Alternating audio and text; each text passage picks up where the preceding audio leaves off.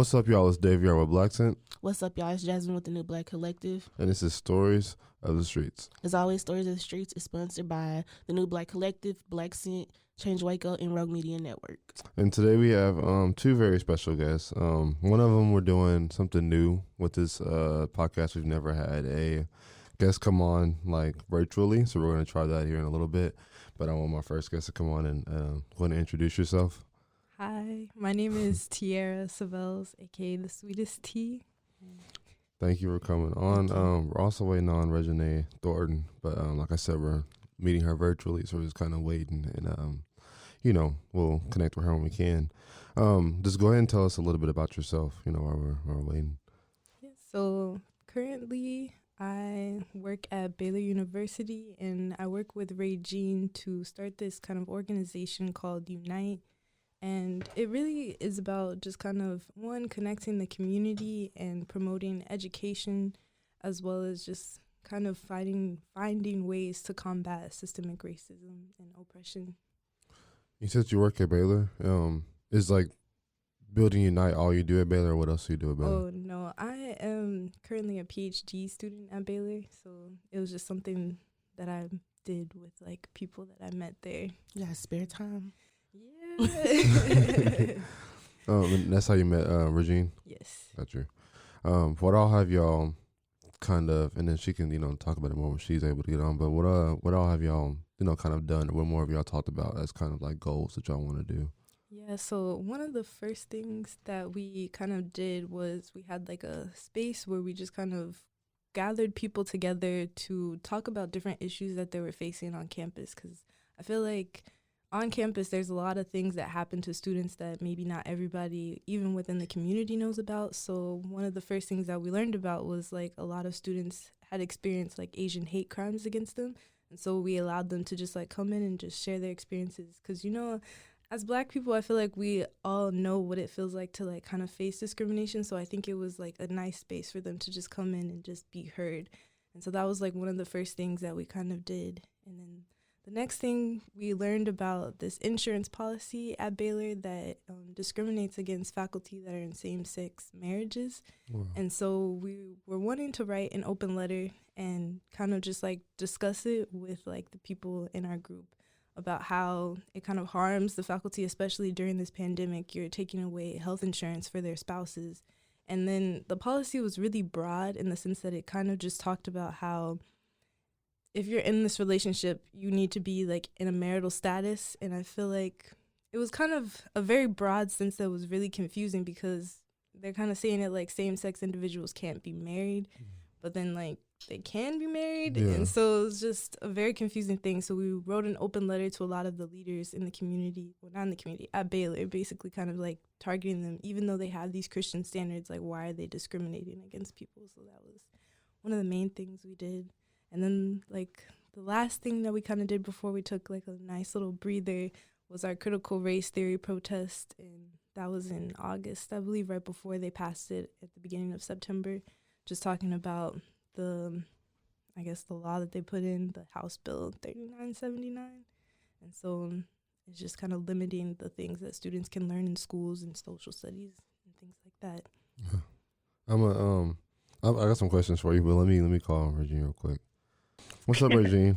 Thank you for, calling in and coming on with us today. Thank you for having me. Yeah, sorry I couldn't be there in person. I'm not very good at planning dates and stuff. So, sorry, I had some conflicting plans. My bad. No, I got you. It's fine. No, I'm glad you were able to I'm glad we were able to accommodate, this situation, because it's kind of cool. We've never done anything virtually, so this is fun. We already caught up with Tiara a little bit about just her telling her who she is and kind of, how y'all met and stuff like that. Can you give, like, your side of it, like how y'all met and, kind of what Unite is and stuff like that? Oh, yeah, sure. I'll give a little piece about it. So both me and Tiara are graduate students at Baylor, of course, in the chemistry graduate department. So that's kind of how we met. Tiara was actually one of the first people to reach out to me. In the first couple of weeks in the semester, I used to go out of town a lot to visit family and stuff because I wasn't completely adjusted to the Waco, like moving into a new city by myself. I wasn't completely adjusted yet. And I remember I met her. She invited me out the first night. I was like, this girl's pretty cool. So that's kind of how we met. And yeah, we started talking about Unite early in the semester. I think when we first started at Baylor, we basically just wanted it to be like, I guess, not necessarily a coalition or anything too specific, but we just wanted it to be like, I guess, a group of people that basically just wanted to talk about common issues. The most important topic that we wanted to hit on a lot was, of course, systemic racism and a lot of the stuff that was happening in the news recently. We just wanted to be able to provide a safe space for students to talk about it, all students of color, any students affected by things related to systemic racism or oppression or any type of discrimination. Such. So that's mainly what our goal is when it comes to Unite. Got you. No, no, I got you. One thing Tiara mentioned, and either one of y'all can answer. Is you mentioned y'all found the kind of like rule, kind of against the comments, like same sex, like what was it, like you said, like benefits and stuff like Medicare and stuff like that. Yeah, how did y'all find that? Like, was that just like deep in some kind of like bylaws, and y'all just happen to like search it out, or like how did y'all come across that?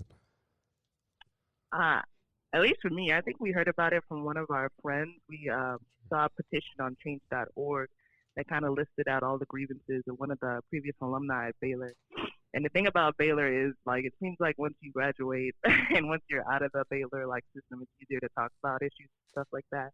So I think it was a recent alum that started the whole petition online, and I started reading up on it. But I think Tiara, feel free to jump in. I forget exactly which Baylor policy it is, exact number, if you guys want to look it up. But it's basically saying that same-sex employees in same-sex marriages can't get the same type of insurance benefits when it comes to like medical, dental, and I think vision as well as opposite sex couples. Mainly based, I think their main reason was it wasn't what was the word they used? Let me see. Yeah, I think it was Baylor BUPP 37, I believe, and it was just an insurance policy. And we did like a lot of research into it, and they like cited some old like letter that they got from like 1980 saying that they're allowed to discriminate on these grounds just because they're a Christian university. Oh, wow. And so we started like digging deeper into other Christian universities as well to see if this is like commonplace. And we saw that it's not commonplace. Like a lot of Christian universities, a lot of popular Christian universities, even Baptist universities have kind of started to, be more welcoming to like faculty members and staff and students as well who are in same-sex relationships or have that type of sexuality. And so it was just kind of like weird to see Baylor kind of have this discrimination as well, especially in a pandemic. I think that was like the main reason why we were kind of like, why are they doing this like during a pandemic? And it was like, it all came out whenever they're like trying to give vaccines to like spouses and dependents. And we're like, well, are they going to even let like these people come to like allow them to get vaccines? And so it was kind of scary at that point. You would also think after same-sex marriage is like legalized across the board that a lot of stuff like that would just get thrown out. You know, it made some sense for it to still hang around. That's crazy. That's I was gonna ask if it's illegal. Have they said anything back to y'all? Like you said, y'all send out letters and stuff like that to the just leaders in Baylor. Have they ever said anything back about it? No. So we're still drafting it, and we haven't had the chance to send it out because we wanted to make it like a very like impactful thing. So we wanted to get a lot of people. So we were reaching out to a lot of different organizations, and we weren't actually able to hear from any organizations because there's actually a club at Baylor that's called like Gamma Alpha. Do you remember what it's called? I think it's Gamma Alpha Epsilon or Gamma Alpha, something related to that. Yeah. But they're like a new group on campus. I think they just got approved recently. And they're like a queer club, and so we were trying to reach out to them to like help us out and like also get like more voices because it wouldn't feel as impactful if it was just like me, Ragene, and like one of these other students. So we wanted a lot of people to like kind of help us out, but then we never got any word, so we kind of settled that a little bit. Gotcha. No, definitely don't. You got our support, or I'll speak for you got my support. That's a super crazy thing. I think there's no place for that, especially now. Like when across the board is legal. You know, like that you can't really, yeah, it's ethically wrong, and that you legally don't have a foot to stand on. So it really makes no sense that a school of Baylor's like stature still does stuff like that. And then we also brought up the protests from last year. Could y'all go into a little bit more about that, like kind of just the idea behind it, the kind of planning, stuff like that? Either one. So I Yeah, guess did you want to go ahead? yeah. You can go ahead, Regine. You know, I introduced it. That's fine. So we were protesting bill number 3979, which basically recently basically started limiting a lot of teachers in schools when it comes to talking about current events. Initially, when I heard about it, I was a little bit I misunderstood the ultimate goal of the bill. I thought they were cutting out a lot of important teachings when it came to like Black Americans in history, Hispanic Americans, so basically colored Americans in history. But actually, after rereading it, I figured out that wasn't exactly their goal there, because there are still teachings available about MLK and such. But one thing that is still limited in the bill is talking about current events. Like basically, for teachers, can't talk about current events in classrooms with a bias. So they'd have to present, if they did choose to speak about current events, they would have to present it in an unbiased manner, which me and Tiara were talking about it the other day, and it's really hard to do that, especially if you're talking about riots or anything that involves oppressing a certain type of people. It's hard to present that without a bias, to show that it's wrong. But so it seems like it's an unnecessary limitation, but we also talked about the other side of the coin. What if somebody presented it in a way where they presented that white supremacy was like good, or if they were biased towards that. So I guess it could go either way. But I feel like if you're a teacher and you want to present current events, you shouldn't be restricted. Like your bias, I guess, shouldn't necessarily be restricted. Yeah. But that's essentially what the bill is saying, that you have to present it in an unbiased manner if you do choose to talk about it. And I think that's crazy to me. The whole bill, like I hated the whole bill when it first caught wind and when it was about to be passed and stuff like that. And I thought it was more so. The last time I read about it, right before it got passed, I thought it was more so saying that like they didn't have to teach it, like it was almost optional, is what I got from it, and I thought that blew my mind because you can't really cover this stuff up. Like I know it's hard to talk about, but it's necessary things that we need to talk about, and that's probably my biggest issue with the bill is kind of limiting, conversation that these like kids need to have, because these kids are going to be the ones that fix a lot of these issues if we don't get it right. You know what I'm saying? But no, yeah, I really applauded y'all for doing that. I remember when Tanea first told me about, y'all's group and how y'all were trying to do something like that. I was like, I'm down. Like, yeah, what day are they trying to do it? That sounds, I don't like this bill. I'm all for trying to do what we can to just, push back against it. That was really cool. I really appreciate y'all doing that. Yeah, and I wish we had been able to garner a little bit more attention. But me and Tiara were talking about it the other day too. The way they write the bill and the way they like frame it, like it sounds good, but once you get down in the nitty gritty of like the actual bill and read it, you can see where the limitations are. But they do present it well, where it seems like it's a good thing, But in reality, it's not. If you're limiting somebody's way of teaching, I guess, the class or teaching current events that are crazy things that are happening in the world that are bad, students should be able to learn that it's not good, Yeah, and with like the planning that we went into it, whenever we were just like opening up the space to like have conversations about it, it felt like there was like almost like a little bit of pushback between people because of the way it was worded in the bill. So they're like, well, I mean, like it doesn't sound that bad for us to like limit bias and teaching and things like that, but like we said, like whenever you look into it, like just from the January 6th like riots when they stormed the Capitol, like how are you supposed to say that in a way that isn't white supremacists storming the Capitol? So it's kind of a lot, and I don't know, it was just kind of hard to garner that attention because then it was like people weren't really understanding where we were coming from and why we wanted to hold the protest and why we thought it was bad, even when we explained these type of things.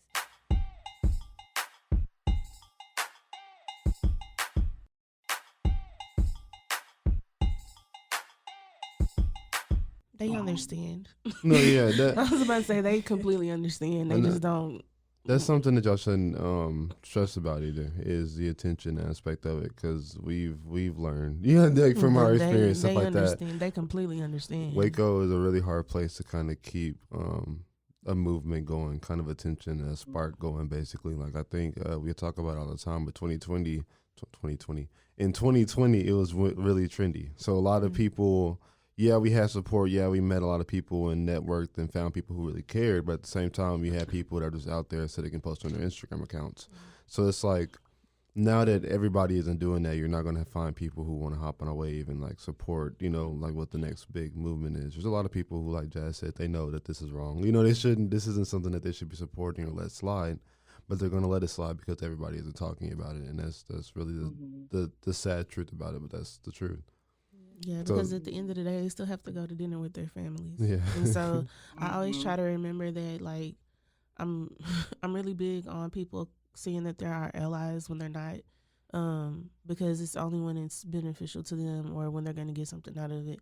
And that's kind of a hard lesson that we've all learned with starting different organizations. It's just, it comes with the territory. And like he said, you can't worry about the support because at the end of the day, there's no way that you can say what's not evil. Like, it is what it is. And I think the idea of them wanting to say, well, you have to say this and there's no nice way to say some stuff, and wanting to sugarcoat it, it's like you can write it. It's gone on for centuries. They write things well to where it is, well, we didn't really, come slaughter the Native Americans. It was just a feast. And it's like, it wasn't a feast. And so it's like time and time again, we see these things, history repeating itself. And it's like, at the end of the day, whatever works for their benefit or how it can be worded and they look less of a monster, that's how it's going to go. And that's kind of what I've come to terms with. And it's just like, you have some people who you know are genuine, but at the end of the day, like you said, there's going to be pushback. Somebody's always going to be upset about, especially things like that. It's no way around it, but you just have to. The truth is the truth. I tell people all the time, like, I'm going to tell my boys what happened, and if they go to school and they get in trouble, I'm going to. Yeah, I told them that. Because it's the truth. It's the truth. And it's like, at the end of the day, I don't want them growing up in a world where everything is sugarcoated and then they see what really happened, or, they discover these things on their own, then they have questions, and they don't trust their household. Because I think that's what's going to start happening is, well, they go to school, well, Mommy, they said that Christopher Columbus was a good guy. No, he wasn't. And so those things, like, I feel like, as much as it sucks, like, it's up to us to teach the next generation of kids that are, they're going to be at a disadvantage because they're going to think everything is sweet, and they're still going to be police brutality. They're still going to get discriminated against. It's hard, but I think the best thing that we can do is, like, we know we have limited government power. Even with that bill passing, I was really just kind of like, okay, that's kind of a lot. I thought we were kind of pivoting in a different direction, but here we go again. But I think what we have to realize is we have to come to terms with things and take it upon ourselves to educate our own children, because it starts at home. And we're going to get a lot of phone calls, but it is what it is. So I don't want y'all to get discouraged in your work, because it comes with the territory. I don't even know what else to say. Like, you just got to keep planning and keep working. Because, there are people that will listen to you, but you do need to know that there are a lot of people that will not listen to you. Mm-hmm.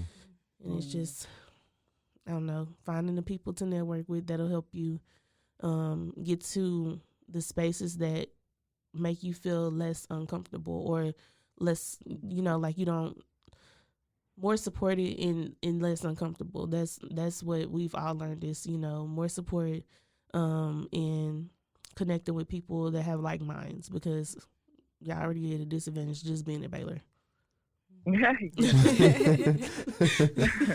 That's true though. Well, that's true. No, go ahead, Regine. I'm sorry. No, I'm good.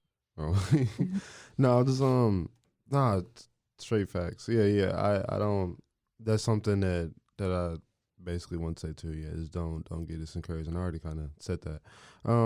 What's next, like, for y'all? Do y'all kind of have, ideas of what y'all want to do next, or y'all just trying to, just get everything, take a breather and fix, get everything figured out. We have to do that too. Like with Black Sin, we've definitely taken a couple. Like, all right, let's stop for a second, regain our footing and try to figure out what's next for us. So, what do y'all have, down the pipeline? Do you know, or do y'all know? I think at least right now we're still in the process of trying to build up this organization of ours, trying to get a little bit more allies on our side, a little bit more support on our end. And I guess because we're students as well, we have like a busy plate, especially this semester. Yeah. So I think, I don't know if we have a specific time frame in mind or anything, Tiara, but I know right now we're trying to continue building up, seeing if there's any more, like y'all said, like-minded people around us at Baylor that are willing to, join us in our fight to make a change.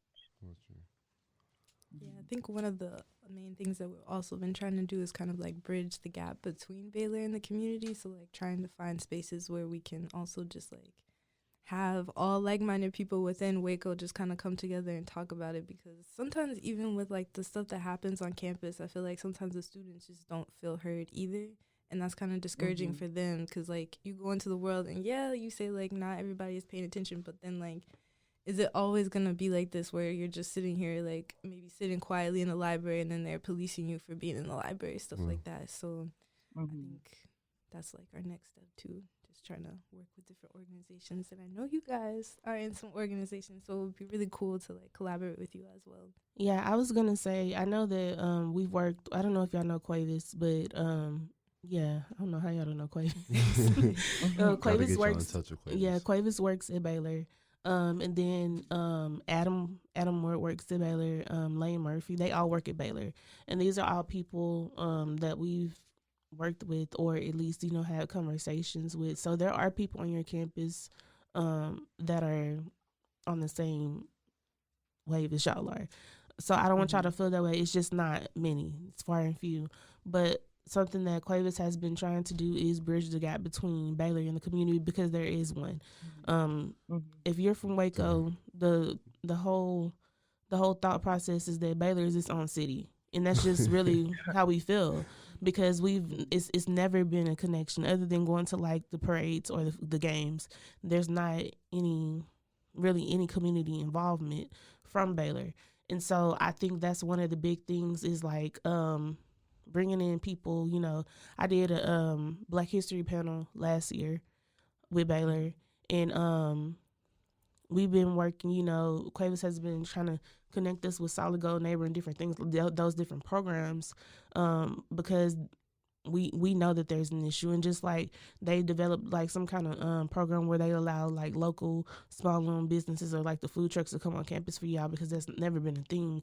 So there are avenues that they have been taking to try to facilitate that relationship with Baylor and the community. It's just it takes more than one person to do that, and I feel like Quavis has been on his own pretty much in that effort. But that's a great resource to have. Quavis pretty much knows everybody. I don't know how he did it, but he does. And Lane Murphy, he bought one of the historically Black churches here, and he's working on renovating that and making it like it's already a landmark. So he's working on making that something that people are able to come to get education on Black history and things like that. And then Adam has a magazine called Lost in Waco, and he does analog. And so there are people that are open to give space. I feel like Adam would love to talk to y'all. I don't know if this is only something that y'all are wanting to stay at Baylor, or if y'all are thinking about whenever y'all do graduate, what it looks like for y'all to continue doing this. But I think it's a great idea. Just like I said, you got to find like-minded people, and sometimes it's hard, especially being here. I don't know where y'all are from, but I know y'all didn't grow up in Waco. Yeah. So it's a whole different, and it's probably not. Where y'all from? I'm from Houston. Okay. Yeah. Originally. Yeah, So not too far, but moved from me. Okay. Yeah, I'm from all over the place, really. My dad was in the military, so I've lived in a lot of like small towns, smaller than Waco, which is, I feel like, hard for people to believe sometimes. No, it's not. I'm from Marlin. Marlin's smaller than Waco. Yeah, so Okay. yeah. So you have more of a diverse view on life probably than a lot of us do. Mm-hmm. But even like being from Houston, I don't know what part you're from. My family lived in Third Ward, so Oh yeah. so That's it's where I was like, from. you know, if Third Ward was like just a city, like you just imagine how the Black community in Waco, you know, feel about what's not within their reach, and it's in within their reach. Like they don't have the resources, they don't have the connection, so it's like, you know, it's kind of you are where you are, and your place is your place. You don't really step outside of that, so it's kind of hard. But there are a lot of people that will support y'all. Most of them are older, the older Black community, and they're very sweet, but they're very straightforward, but they will help y'all. So it's just about making those connections and not being afraid to say, hey, you know, we're Baylor, especially reaching out to the African American Chamber of Commerce, because they have more connections than anybody, because they have, you know, that they know who everyone is, you know, all of the Black. Yeah. So it's making the connections, and it may be uncomfortable, but just reaching out and trying to connect with people who will support you. And there are also Lucas Land, he works for CASA. They have those communities for the LGBT community. They have those resources and stuff. And so, like, for the bill that y'all are trying to pass, you just have to kind of, you know, ask around, like, who do y'all know? And the people that didn't respond to y'all, they might not be for y'all. So. Yeah. They will respond. Yeah. Do you mind passing on that contact information? Yeah, I'll send it to y'all. Okay, cool. That'd be great, actually. Of course. Yeah, I've never heard of. You said Quavis? Quavis Peacock. Yeah, Quavis. Okay, yeah, definitely sounds like somebody we'd want to get connected with. Yeah, no, Quavis is what we call a community plug. Yeah. Quavis has an episode on Stories of the Streets, so does Adam Moore. His episode will be on this season. And Lane does as well. Lane's episode is already streaming, so y'all can all, you know, go listen to those. Not just y'all, but like, you know, the audience. I don't think I have nothing else. I think, you know, I don't think I'm good. Do you have anything else, Josh? No, because, you know, I just started talking. Do y'all have anything y'all want to plug, like any, you know, social medias, any, you know, websites, anything that y'all want to just shout out? Unite Facebook in the works. It'll be out soon. Working on it. We don't have a direct website quite yet, but I guess a Unite Facebook would be the first on our list to get done. So keep your eye out for that. Tia, do you have anything else? No, I think that's it as well for me. Okay. All right. Well, I appreciate y'all coming on again. Yeah, thank you for, you know, spending some time with us. And as always, I'm De'Viar. And I am Jasmine. And you can email us if you're trying to be a guest at storiesofthestreets@gmail.com. That's THA streets@gmail.com. And you can find us on Instagram. Yep. Facebook. Yeah, that's it. Because last time we said Twitter, we don't have a Twitter. We don't have a Twitter. Mike be adding me when an episode drops, so I'll be like, okay, yeah, Twitter. We don't have a Twitter. No, we don't have a Twitter. But we're Stories of the Streets _ on Instagram and Stories of the Streets on Facebook. And if you want to be a sponsor, we're always accepting donations. Give us some money. Email us, hit us up, or email Mike. Or DM us. That too. Yeah. Thank y'all. Thank you.